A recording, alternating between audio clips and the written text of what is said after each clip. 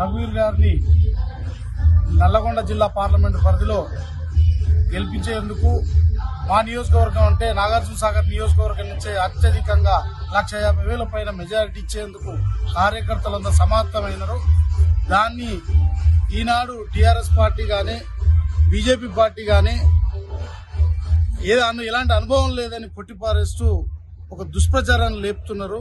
అట్లాంటిది ఏం లేదు. దగ్గర 30 సంవత్సరాల నుంచి జానారెడ్డి గారి పూర్తి పాఠాలు నేర్చుకుని పుణికిపుచ్చుకొని ఈ నియోజకవర్గంలో అభివృద్ధి చేసేందుకు తహతహలాడుతున్న రఘువీర్ రెడ్డి గారు నల్లగొండ జిల్లా వ్యాప్తంగా ప్రతి నియోజకవర్గంలో ఏ మూలన ఏ సమస్య ఉంది, ఏ సమస్యను పరిష్కరించాలి, ఏ విధంగా పరిష్కరించాలి అనే దాంట్లో ముందుంటాడు.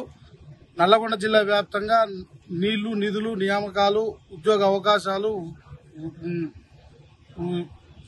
ఎన్నో అవకాశాలు కల్పించేందుకు నిరుద్యోగ యువతకు ఒక ఫ్యాక్టరీనో ఒక కంపెనీలను తీసుకొచ్చి వాళ్ళకు కూడా ఉద్యోగ అవకాశాలు కల్పించేందుకు ముందుంటాడని తెలియజేసుకుంటూ నల్గొండ జిల్లా వ్యాప్తంగా ప్రతి నియోజకవర్గం నుంచి ఒక్కొక్క ఎమ్మెల్యేకు వచ్చిన మెజారిటీ గతంలో వచ్చిన మెజారిటీ కంటే కూడా డబల్ మెజారిటీ వస్తుంది. 4 లక్షలకు పైచీలక మెజారిటీతో బ్రహ్మాండంగా గెలవబోతున్నాడు రఘువీర్ గారు. తెలియజేస్తూ జై కాంగ్రెస్. నల్లగొండ పార్లమెంటు కి పోటీ చేస్తున్న రఘువీర్ రెడ్డి ఈసారి 4 లక్షల మెజార్టీతో రాష్ట్రంలోనే భారీ మెజార్టీతో గెలిపిస్తానికి ప్రతి కార్యకర్త కంకణబద్దుడై ఊరూరు ఆయన ప్రచారం కోసం తిరగడానికి సిద్దమై ఉన్నాం.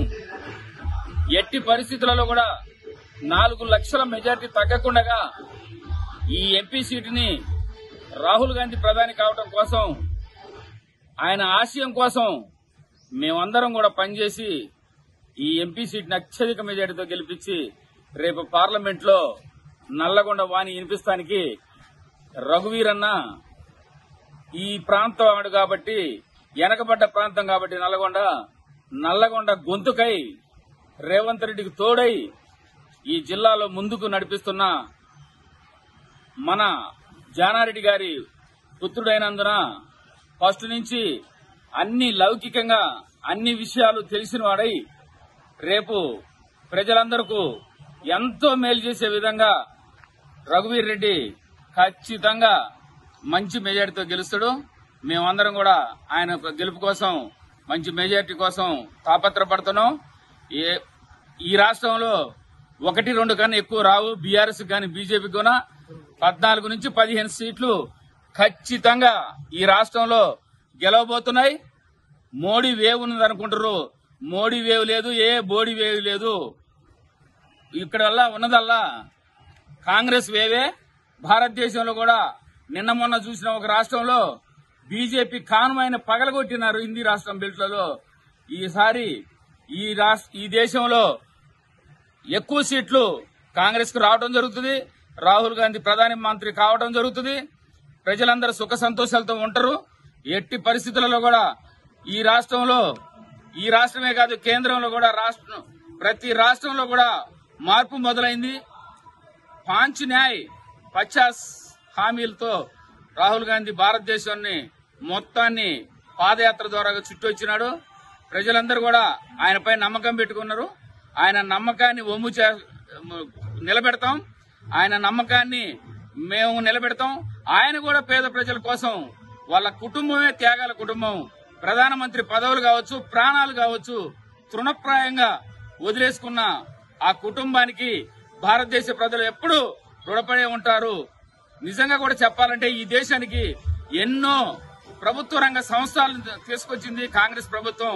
ఆ ప్రభుత్వ సంస్థలన్నీ అమ్ముకుంటూ, ఛాయమ్మినట్టు అమ్ముకుంటూ మోడీ కనీసం నిత్యావసర వస్తువులు కూడా రేట్లు తగ్గకుండా ఒక్కొక్క నూనె ప్యాకెట్ 200 రూపాయలు, ఒక పెట్రోల్ 100 రూపాయలు, ఒక బైక్ 30-40 వేల రూపాయలు ఉన్న బైక్ ఇలా 1,10,000 రూపాయలు, 4-3 లక్షల రూపాయలు ఉన్న కార్లు 10 లక్షలు 12 లక్షల రూపాయలు పోయి ఎంత పేదవాళ్ళని నడ్డిస్తున్నారంటే అంత నడ్డిస్తున్నారు. ఇదే కాకుండా ఒక్క తులం బంగారం కూడా పేదోడు కొనలేని పరిస్థితికి తీసుకొచ్చిన ఈ 10 సంవత్సరాల మోడీ ప్రభుత్వాన్ని తరిమి కొడతారు. 75,000 80,000 రూపాయలు ఏంటిది? పేదోడు ఒక తులం బంగారం కొనుక్కోవద్దా? వారి బిడ్డ పెళ్లి అయితే బంగారాలన్నీ ట్యాక్సులు వేసి అన్ని విధాలుగా రేట్లు పెంచి అన్ని సంస్థే పేదోళ్లు ఇంకా పేదోళ్ళు అవటం ఖాయం. కాబట్టి ఆ అవకాశం ఈసారి లేదు. ఖచ్చితంగా కాంగ్రెస్ పార్టీ గెలుస్తుంది. కాంగ్రెస్ పార్టీ భారతదేశానికి అవసరం. ఆ అవసరాన్ని గుర్తించిన రాహుల్ గాంధీ పాదయాత్ర చేశాడు. ఆ పాదయాత్రకు అనుగుణంగా ప్రజలందరూ అలర్ట్ అయ్యి కాంగ్రెస్ పార్టీని గెలిపిస్తున్నాం. ఈ నియోజకవర్గంలో మరోసారి చెప్తున్నా, 4 లక్షల మెజార్టీతో ఖచ్చితంగా రఘువీర్ని గెలిపిస్తానికి మేము సిద్ధంగా ఉన్నాం. మేము సిద్ధం, ప్రజలు సిద్ధం.